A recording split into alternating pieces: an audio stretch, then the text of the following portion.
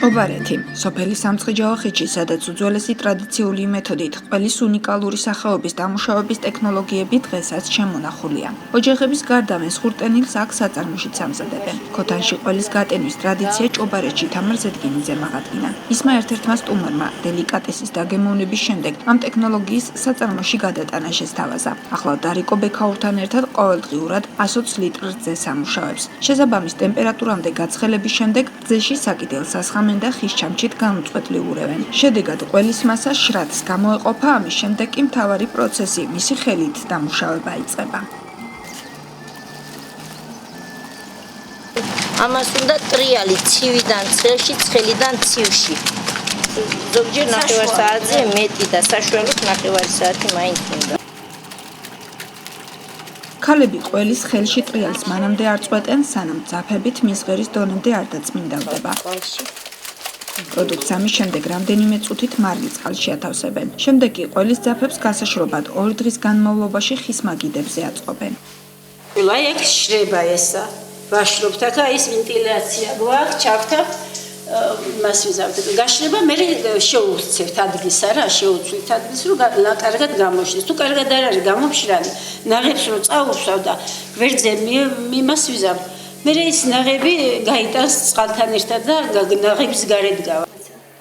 კარგად გამშრალ ყველის ძაფებს დაახლოებით 20 სანტიმეტრამდე ჭრიან და ნავებში ავლებენ, რის შემდეგაც პროდუქტს საბოლოო სახის მისაღებად თიხის ქოთნებში ტენიან.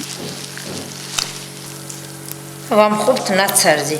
ნაცარი აშრობს ყველს, იწურება შიგ რაც წყალი შედის, შრატი არის, გამოხკაჩავს და მომწიფდება ყველი, იქნება მშრალი. მომწიფება ერთი თვე უნდა რომ მომწიფდეს ყველი. ერთი თვის მერე შეგიძლიათ მიირთვათ გემრიელად. მესხური ტენილი ყველის წარმოება ჭობარეთის საწარმოში სამწლიანი პაუზის შემდეგ განახლდა. ზიანეთი კოოპერატივ ხარებასთან გაერთიანდა. ძროხები შეიძინეს და საქმიანობა საკუთარი ფერმიდან მიღებული რძით დაიწყეს. ქოთნებში გატენილი ყველი დახლებზე უკვე გამოჩნდა. მესხური ტენილი აქტიურად იყიდება თბილისის აეროპორტში. მოთხოვნაა ქუთაისიდანაც. ბათუმიდან არის შემოთავაზება გორიდან, თბილისიდან. ეხლა ერთობლივად ხარებამ და ზიანეთმა დავიწყეთ ამ ყველაფრის გაკეთება.